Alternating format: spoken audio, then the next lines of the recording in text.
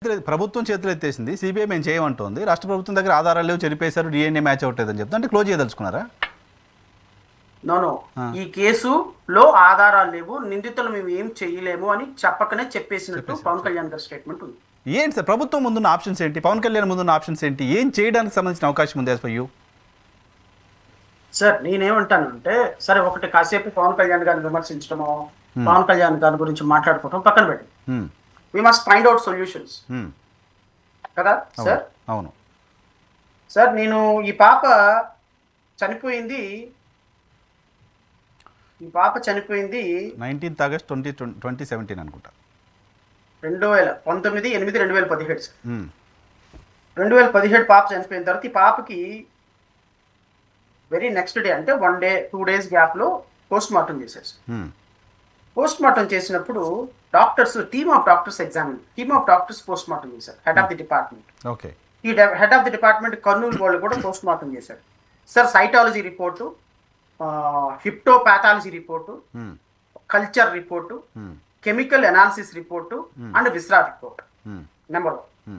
Number 2, ఈ అమ్మాయిని ఎక్కడి నుంచి ఈ శాంపిల్స్ కలెక్ట్ చేశారంటే sir, external genitalia, cervix and uterine cavity of the deceased.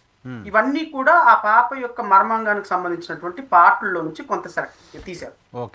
ఇవన్నీ తీసి దీన్ని తెలంగాణ ఫోరెన్సిక్ సైన్స్ ల్యాబొరేటరీకి పంపించారు. అప్పుడు మనకి ఆంధ్రప్రదేశ్లో ఫోరెన్సిక్ సైన్స్ ల్యాబొరేటరీ లేదు, తెలంగాణలో ఉంది సార్. దీనిలో వచ్చినటువంటి రిపోర్ట్ యొక్క ఫైనల్ వర్డిక్ట్ ఏంటి అంటే, ఈ పాప మల్టిపుల్ టైమ్ ఈ పాపతో సెక్స్ చేశారు. The evidence with evidence recent sexual intercourse prior to her death. And moreover, sperms examined shows superficial squamous with a few endocervical cells with admired sperm of human beings. Means?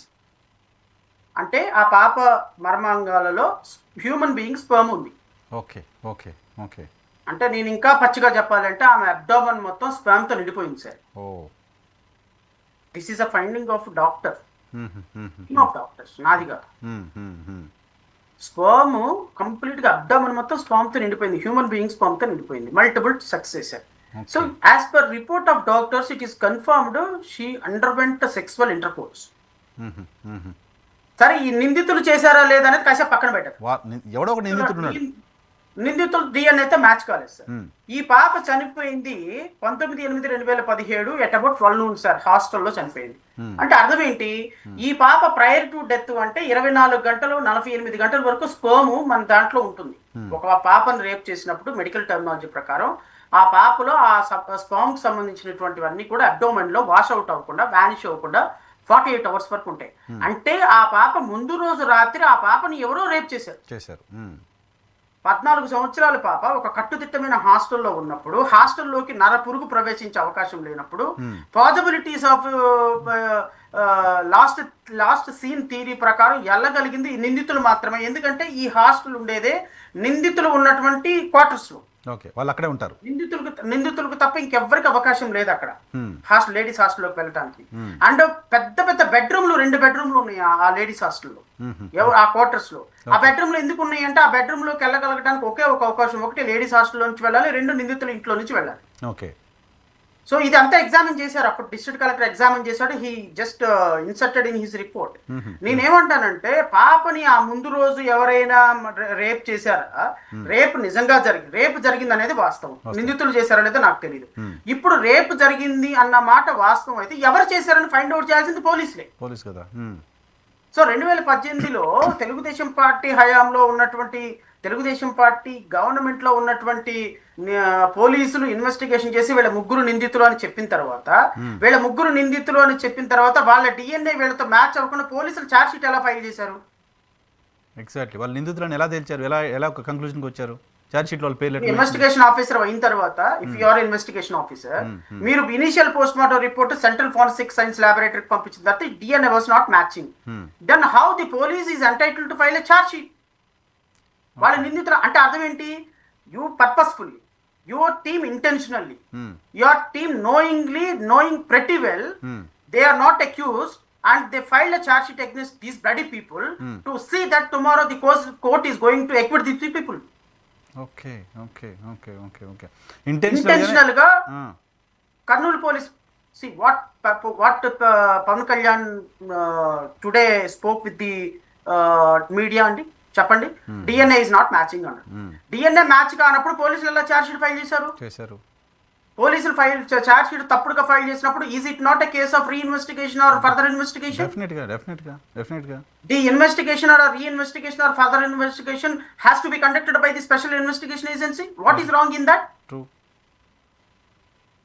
So సిబిఐకి hand over చేసిన తర్వాత CBI రేపు వచ్చి examine చేసి ఎవరు నిందితులని ఇప్పటికైనా కనిపెట్టగలిగినట్టు అవకాశం పవన్ కళ్యాణ్ కున్నా, why he's not doing so is my question.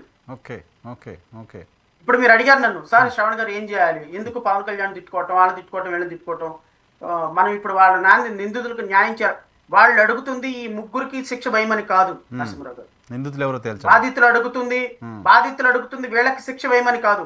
వాళ్ళ అప్రహెన్షన్ ఏంది అంటే ఈ రూమ్స్ లోకి వేరే ఎవరు వెళ్ళే అవకాశం లేదు, వీళ్ళు చేసి ఉంటారు అని వాళ్ళ అనుమానాలని పోలీసులు నివృత్తి చేస్తూ వాళ్ళ మీద ఛార్జ్ షీట్ వేశారు. వాళ్ళ మీద ఛార్జ్ షీట్ వేసిన తర్వాత ఈ రోజున డిఎన్ఏ మ్యాచ్ అవటం లేదంటే రేపొద్దున కేసు కొట్టేసిన తర్వాత కొత్త నిందితులను పట్టుకోవడానికి అవకాశం ఉండదు కదా ఒకసారి విచారణ జరిగిన తర్వాత. అంతే క్లోజ్ కదా. ప్రభుత్వం ఇట్సెల్ఫ్ కన్ఫర్మ్ చేస్తుంది ఎవరు లేరు, ఏం చేయలేకపోతున్నాం, సాక్షులు కొనేశారు. ఉప ముఖ్యమంత్రి మాట్లాడుతున్నారు కదా. ఇప్పుడు ఫర్దర్ ఇన్వెస్టిగేషన్ సిబిఐ చేత చేపించాల్సిన బాధ్యత పవన్ కళ్యాణ్కి లేదా? ఎవరు ఆ నిందితులు పట్టుకోవాల్సిన బాధ్యత పవన్ కళ్యాణ్కి లేదా? పవన్ కళ్యాణ్ చేతులు దులుపుకొని వాష్ అవుట్ చేసుకొని నాకేం సంబంధం లేదు, నిందితులు డిఎన్ఏ మ్యాచ్ అవటం లేదంటే ఎట్లా? ఈ రోజున పవన్ కళ్యాణ్ సిబిఐతో మాట్లాడి ఫర్దర్ ఇన్వెస్టిగేషన్ చేయించాలి. ఫర్దర్ ఇన్వెస్టిగేషన్ లో నిందితులు ఎవరో కనిపెట్టాలి. With in span of 6 months లో SC ST చట్టం ప్రకారం 2 నెలల్లో జైలు శిక్ష పడాలి ఛార్జ్ షీట్ ఫైల్ చేసిన తర్వాత. ఇప్పటికీ కనీసం 10 సంవత్సరాలైన కోర్టు మెట్లెక్కలేదు కేసు. సో పవన్ కళ్యాణ్ అనేటువంటి వ్యక్తి పర్పస్ఫుల్ గా, ఇంటెన్షనల్ గా వాళ్ళు నా మీద ఎలిగేషన్ చేయడం కాదు, నేను ఎలిగేషన్ చేస్తున్నా. పవన్ కళ్యాణ్ కు సంబంధించినటువంటి టీముతో వాళ్ళు నిందితులు మాట్లాడాలని ప్రయత్నం చేసినప్పుడు కొన్ని కోట్ల రూపాయలు తీసుకొని వాళ్ళు ఈ రోజు జనసేన పార్టీ కావాలని కర్నూలులో నిందితుల్ని శిక్ష పడకుండా వాళ్లతో కుమ్మక్కయ్యి ఇన్వెస్టిగేషన్ నీరు గారుస్తుందని నేను ఆరోపిస్తున్నా. నా దగ్గర ప్రాథమికమైన ఆధారాలు ఉన్నాయి. ఖచ్చితంగా వీళ్ళు ఆ నిందితులతో వీళ్ళ టీం వెళ్ళి వాళ్ళ నిందితులతో మాట్లాడటం, దానికి పవన్ కళ్యాణ్ అసెంట్ ఉండటం, పవన్ కళ్యాణ్ కోఆపరేషన్ చేయటం, పవన్ కళ్యాణ్ ఈ కేసులో నేను చూస్తాను లీగల్ అక్యునసీ ఎలాగోనో ఇన్వెస్టిగేషన్ ల్యాచెస్ అక్కడ దాన్ని ఏ విధంగా చేయాలని చూడటం. సో ఇది ఖచ్చితంగా బాధితులని వాళ్ళని మోసం చేయటమే అంటా నేను. అంతే కదా, న్యాయం చేస్తారని హోప్తో ఉన్నారు పవన్ కళ్యాణ్ పైన వాళ్ళు. పవన్ కళ్యాణ్ చేయగలిగి ఉండి సిబిఐ ఎంక్వైరీ కనీసం సరే ఈ ప్రభుత్వం వచ్చిన తర్వాత ఈ కేసులో ఆమెకు న్యాయం చేయడం కోసం చేసిన ప్రయత్నం ఏమైనా కనపడిందా మీకు? ఎక్కడి నుంచి తిరిగి సెంట్రల్ బ్యూరో ఆఫ్ ఇన్వెస్టిగేషన్ దగ్గర నుంచి వీళ్ళు చేసినటువంటి వీళ్ళు చేయగలిగిందంటే ఏంటంటే సిబిఐకి మన సిబిసిఐడి దగ్గరికి వచ్చి ఆంధ్ర రాష్ట్ర పోలీసులకు అప్పగించారు ఈ కేసు. ఎందుకు సిబిఐ ఎందుకు చేయనంటుంది సార్? సిబిఐ చాలా కేసులు చేస్తుంది కదా, రాష్ట్ర ప్రభుత్వం జీవో ఇచ్చి మీరు చేయండి అని చెప్తే కూడా సిబిఐకి ఉన్న అభ్యంతరం ఏంటి? అది పోలీసులు అది ప్రభుత్వం అడగాలి సార్, నేనేం అడుగుతాను? సిబిఐకి ఉన్న అభ్యంతరం ఏంటో నేను ఎలా చెప్పగలుగుతాను అంటున్నా. సిబిఐకి ఒక ముఖ్యమంత్రి, ఒక మాజీ, ఒక ఉప ముఖ్యమంత్రి చెబితే కూడా సిబిఐ నేను చేయనంది అంటే ముఖ్యమంత్రిలో ఉప ముఖ్యమంత్రి యొక్క ఎఫర్ట్ ని శంకించాలా, లేకపోతే సిబిఐ చేయనంటుంది అంటే సిబిఐకి అంత అద్భుతమైనటువంటి ఇండిపెండెన్స్ ఉందని భావించాలా? ఈ రాష్ట్రంలో ఈ దేశంలో ఏ టీ స్టాల్ వ్యక్తిని ఏ రిక్షా వాళ్ళని అడిగినా సెంట్రల్ బ్యూరో ఆఫ్ ఇన్వెస్టిగేషన్ అంటే అది ఎప్పుడో అమ్ముడుపోయిన సంస్థ, సెంట్రల్ బ్యూరో ఆఫ్ ఇన్వెస్టిగేషన్ అంటే కేంద్ర ప్రభుత్వం దగ్గర ఉండి పనిచేస్తుంది కదండి అనేటువంటి ఒక మైండ్ సెట్ ఉన్న ఈ రాష్ట్రంలో సెంట్రల్ బ్యూరో ఆఫ్ ఇన్వెస్టిగేషన్ నేను ఇన్వెస్టిగేషన్ చేయను, ఒక ముఖ్యమంత్రి చెప్పినా నేను చేయను, ఒక ఉప ముఖ్యమంత్రి చెప్పినా నేను చేయను, లేకపోతే ఒక పవన్ కళ్యాణ్ లాంటి సెంట్రల్ ఇన్ఫ్లుయెన్షియల్ పర్సన్ ఉన్నా కూడా నేను చేయను అంది అంటే మీకు ఈ ఫిష్ అర్థం కాలేదా దీని వెనుకున్నది? సో రాష్ట్ర ప్రభుత్వం సీరియస్ గా చిత్తశుద్ధితో సిబిఐ ఎంక్వైరీ కోసం ప్రయత్నం చేయట్లా. పవన్ కళ్యాణ్ తమలపాకల యుద్ధం చేస్తున్నాడు నిందితులతో. మల్లెపూల యుద్ధం చేస్తున్నాడు. నేను కొట్టినట్టు నటిస్తా, నువ్వు దెబ్బ తగిలినట్టు నటించు అని అంటున్నారు. Pawan Kalyan is not doing his job with an intention to see that these people should punish.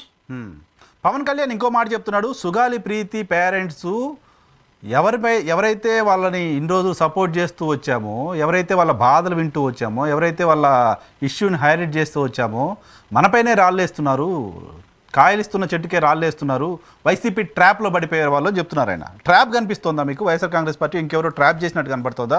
Pawan Kalyan మాట్లాడుతున్న మాటలకు సంబంధించి విశ్వసనీయత ఏం కనపడుతోంది? పవన్ కళ్యాణ్ ఉప ముఖ్యమంత్రి కాబట్టి ఆయన మాట్లాడే మాటలకి నేను సమాధానం చెప్పాను. నేనే కాదు, ఎవరైనా విశ్లేషణ చేయాలి. ఆయన ఉప ముఖ్యమంత్రి కాకపోతే, ఆయన సింపుల్ పవన్ కళ్యాణ్ అయితే రోడ్డు పక్కన ఉన్న ముస్లిం కూడా ఆయన మాటలకు సమాధానం చెప్పారు. ఇదే ఎనీ లాజిక్ అండి? Is there any logic?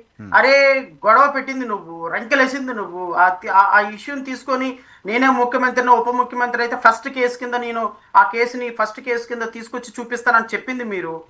నేను ఇంకొక వీడియో పంపిస్తా. మన ప్రభుత్వం వచ్చిన తర్వాత ఫస్ట్ కేసు కింద చేసేది సుగాలి ప్రీతి కేసునే అని కొన్ని వేల మందిలో ఇన్సూరెన్స్ ఇచ్చిన వీడియో పంపిస్తా, అది కూడా ప్లే చేయండి. ఇది తీసుకుంది మీరు, నేను కాదు కదా తీసుకున్నది. ఈ కేసుని తీసుకుంది మీరు. ఉప ముఖ్యమంత్రి అయితేనో ప్రభుత్వంలోకి వస్తే చేస్తానంది మీరు చెయ్యనప్పుడు, మీరు పట్టించుకోనప్పుడు 15 సంవత్సరాలు షీ హాస్ వెయిటెడ్ పేషియంట్లీ, 15 నెలలు మీ జనసేన పార్టీ కార్యాలయం ముందు కొన్ని 10 సార్లు ఆవిడ మీ అపాయింట్మెంట్ కోసం వెయిట్ చేసి తిరిగి ఆవిడ ఓపికలకి ఈ రోజు 15 నెలల తర్వాత మీడియా ముందుకు వచ్చింది. మీరు అది గమనించలా?